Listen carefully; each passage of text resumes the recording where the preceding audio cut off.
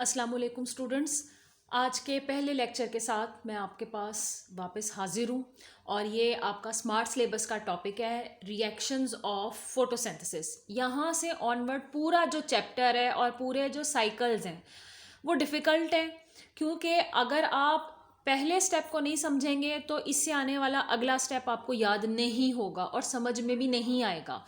और इन सब को याद करने का एक बेहतर तरीका है, मैं नहीं चाहती कि तमाम स्टूडेंट्स जो हैं वो रटे की तरफ आएँ, कि इनके साइकिल्स को अच्छे तरीके से समझें, इनके नाम याद करने की कोशिश करें, इनके सीक्वेंसेस याद करने की कोशिश करें और उनको बार बार ड्रॉ करें। अगर आप इन तमाम साइक्लिक फिनोमेनॉन से एसोसिएटेड जो डायग्राम्स हैं और जो साइकिल्स हैं, जो इक्वेशंस हैं, उनको याद कर लेते हैं तो आप बहुत हद तक कामयाब हो जाएंगे इस चैप्टर को, जो कि मोस्ट डिफ़िकल्ट चैप्टर है, आपकी बुक में आराम से याद कर पाएंगे। हमने ये बात की थी कि फोटोसिंथेसिस के दो हिस्से होते हैं, एक होता है लाइट रिएक्शन और एक होता है डार्क रिएक्शन। तो लाइट रिएक्शन वो रिएक्शन है फोटोसिंथेसिस का जिसके लिए सूरज की रोशनी मस्ट है। अगर वो नहीं होगी तो जनाब जो फोटोसिंथेसिस का प्रोसेस है वो स्टार्ट नहीं हो सकता। इसलिए हम कहते हैं कि लाइट रिएक्शन है, ये डिपेंडेंट है फोटोसिंथेसिस इसके ऊपर, लाइट के ऊपर। तो ये हिस्सा कहलाएगा लाइट रिएक्शन डिपेंडेंट। और जो दूसरा इसका फेज़ है जिसके लिए ज़रूरी नहीं है कि सूरज की रोशनी मौजूद हो, सूरज की रोशनी हो या ना हो, आप इससे कतई नज़र जो सारा प्रोसेस है वो होता है, प्रोसेस आगे चलता है। लाइट रिएक्शन कंप्लीट हो जाता है तो फिर डार्क रिएक्शन की तरफ जो है वो प्रोसेस जाता है, क्योंकि फोटोसिंथेसिस इससे इंडिपेंडेंट है। फोटोसिंथेसिस का बाकी का हिस्सा जो डार्क रिएक्शन में होगा वो सूरज की रोशनी रिक्वायर नहीं करता, तो इसलिए इसको डार्क रिएक्शन कहते हैं। अब हम ये बात जानते हैं कि फोटोसिंथेसिस का जो प्रोसेस है ये एक रिडॉक्स रिएक्शन पर मुश्तमिल है। रिडॉक्स रिएक्शन केमिस्ट्री में उस रिएक्शन को कहते हैं जिसमें रिडक्शन भी हो रही हो और ऑक्सीडेशन भी हो रही हो। ऑक्सीडेशन और रिडक्शन की तीन डेफिनेशन हैं, इसमें मैंने अभी इलेक्ट्रॉन की बात नहीं की। रिडक्शन ये वो प्रोसेस है जिसमें किसी चीज़ के साथ हाइड्रोजन लग जाती है, या ये वो प्रोसेस है जिसमें से किसी चीज़ में से ऑक्सीजन रिमूव हो जाती है। और ऑक्सीडेशन की अगर हम बात करें तो जैसे कि नाम से जाहिर है, मैंने ऑक्सीजन लिखकर एरो ऊपर की तरफ लगाया है, जो मैं आपको बताना चाह रही हूँ कि ये वो प्रोसेस है जिसमें किसी चीज़ के साथ ऑक्सीजन जाके लग जाती है और हाइड्रोजन रिमूव हो जाती है। अब पेपर में कई बार सवाल पूछा जाता है कि write down the equation of photosynthesis, और फोटोसिंथेसिस की इक्वेशन आपको बैलेंस लिखनी ज़रूर आनी चाहिए। जैसे कि मैंने 6 मॉलिक्यूल कार्बन डाइऑक्साइड के लिखे, 12 मॉलिक्यूल पानी के लिखे, फिर लाइट, एरो के ऊपर क्लोरोफिल, 1 मॉलिक्यूल ग्लूकोज का, 6 मॉलिक्यूल ऑक्सीजन, 6 मॉलिक्यूल पानी के, और ये पूरी मेरी बैलेंस्ड इक्वेशन जो है मैंने लिख दी। अब इसमें अगर आप और से देखें तो कार्बन डाइऑक्साइड में से ऑक्सीजन जो है यहाँ इसके साथ लगी हुई है, इसके साथ कार्बन डाइऑक्साइड के साथ हाइड्रोजन आके लग जाती है तो ये बना देता है ग्लूकोज, C6H12O6। 12 हाइड्रोजन एटम इसके साथ लग गए हैं एक मॉलिक्यूल में। जबकि इस पानी के मॉलिक्यूल को अगर आप देखें तो इसमें से ऑक्सीजन जो है वो रिमूव हो गई है और ये हो गई ऑक्सीडेशन, क्योंकि हमने अभी कहा कि अगर किसी चीज़ में से ऑक्सीजन निकल जाती है तो हम उसको ऑक्सीडेशन कहते हैं। तो पानी का मॉलिक्यूल ऑक्सीजन जो है वो मॉलिक्यूलर ऑक्सीजन फराहम करता है, जो कि पौधे फोटोसिंथेसिस के अमल के दौरान फिजा में खारिज कर देते हैं, और इसमें से बहुत सारा हिस्सा जो है वो हम इस्तेमाल करते हैं और बहुत सारी ऑक्सीजन जो है वो फिर पौधे अपनी रेस्पिरेशन के लिए इस्तेमाल भी करते हैं। सूरज की रोशनी जो है वो बहुत ज़रूरी है। सोलर लाइट फोटो सिस्टम्स पर पड़ती है। Photo system specific stack like structures होते हैं, ये प्लास्टिड्स के अंदर पाए जाते हैं। क्लोरोप्लास्ट जो है इस प्लास्टिड्स की किस्मों में से एक वो वाहिद किस्म है जिसके अंदर क्लोरोफिल मौजूद होता है, और इस क्लोरोफिल की प्रेजेंस में पानी के मॉलिक्यूल को स्प्लिट किया जाता है और जनाब सारे के सारे चेन वाले रिएक्शंस जो हैं वो स्टार्ट किए जाते हैं, जिसकी वजह से फोटोसिंथेसिस का भरपूर अमल जो है वो कंप्लीशन की तरफ पहुंचता है।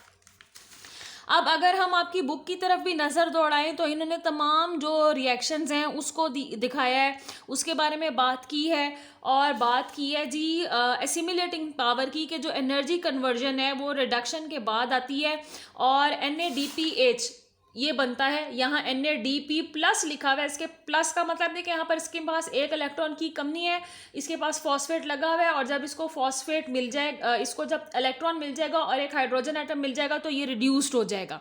अब इसका पूरा नाम है nicotinamide adenine dinucleotide phosphate. इस हालत में जब इसके साथ हाइड्रोजन लगा हो तो ये रिड्यूस्ड है। इस हालत में जब इसके साथ हाइड्रोजन नहीं लगा हुआ और इसमें एक इलेक्ट्रॉन की कमी भी है तो ये ऑक्सीडाइज्ड है। ये एक इंपॉर्टेंट को एंजाइम है जो कि मुख्तलिफ रिएक्शंस में बहुत इंपॉर्टेंट जो है वो रोल प्ले करता है। एनर्जी करेंसी जिसको सेल्स इस्तेमाल करते हैं वो हमेशा की तरह होती है ADP। अगर ये एक फॉस्फेट को निकाल देती है बमा एक इलेक्ट्रॉन तो ये ADP बन जाएगी। ADP मतलब एडिनोसिन डाई फॉस्फेट। अब अगर इसको दोबारा फॉस्फेट जो है वो मिल जाए और साथ में एक इलेक्ट्रॉन भी मिल जाए जिसकी इसमें कमी थी तो ये ATP में कन्वर्ट हो जाएगा, जिसे हम कहते हैं एडिनोसिन ट्राइफॉस्फेट। जो क्लोरोप्लास्ट होता है उसके अंदर दो फोटो सिस्टम्स काम करते हैं जो कि सोलर लाइट को कैप्चर करते हैं और एनर्जी को कन्वर्ट करते हैं। क्योंकि ये लाइट एनर्जी है जो कि सूरज की रोशनी से हासिल होती है, इसको वो केमिकल एनर्जी में कन्वर्ट करते हैं क्योंकि वो ग्लूकोज के मॉलिक्यूल को बनाते हैं। तो दो फोटो सिस्टम्स काम करते हैं, एक कहलाता है फोटो सिस्टम 1 और दूसरा कहलाता है फोटो सिस्टम 2। तो जो फोटो सिस्टम 2 है उसके साथ आगे हम पढ़ेंगे इंशाल्लाह आने वाले लेक्चर्स में इलेक्ट्रॉन ट्रांसपोर्ट चेन, और जो फोटो सिस्टम 1 है उसके साथ हम देखेंगे लाइट रिएक्शन। अब इसका एक हिस्सा जो है ये कैल्विन साइकिल कहलाता है। मेल्विन कैल्विन साइंटिस्ट का नाम था जिन्होंने इस साइकिल के ऊपर रिसर्च की और हमें इसकी सारी डिटेल्स बताई। इसको इंशाल्लाह ताला अगले आने वाले लेक्चर्स में हम बड़ा करके पूरा डिटेल एक एक स्टेप देखेंगे, क्योंकि ये पूरी जो है उन्होंने एक समरी बनाकर आपको इस हिस्से में बताई है, तो मैं भी यहाँ आपको वो सारी चीज़ें जो है वो क्लियर कर रही हूँ। तो आप देख सकते हैं कि कार्बन डाइऑक्साइड को जो है वो अब्जॉर्ब कर रहे हैं पौधों के अंदर और इसको आगे शंट कर रहे हैं, कंपाउंड्स बना रहे हैं। पहला जो कंपाउंड बन रहा है मेल्विन कैल्विन साइकिल में वो है फॉस्फोग्लाइसरेट। फॉस्फोग्लाइसरेट जो है वो G3P में कन्वर्ट होता है। G3P का नाम है ग्लाइसरल्डिहाइड 3 फॉस्फेट। इसका जो कार्बन एटम नंबर 3 होगा उस पे फॉस्फेट लगा होगा।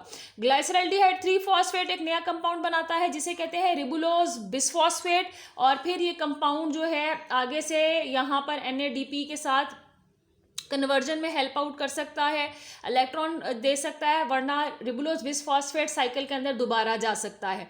अब ग्लाइसरल्डिहाइड 3 फॉस्फेट से आगे जो कंपाउंड बनता है वो है स्टार्च। स्टार्च का आपको पता है कि ये पॉलीसैकेराइड है। It is made up of various units of glucose, यानी ग्लूकोज के बहुत सारे जो मॉलिक्यूल होते हैं ये आपस में जुड़ के एक लंबी चेन बनाते हैं, एक बड़ी कार्बोहाइड्रेट बनाते हैं जो होती है स्टार्च। पोटैटो में तो ये खासकर बहुत ज़्यादा होती है कि जब आप आलू छीलते हैं तो वाइट वाइट सी आपको नज़र भी आती है।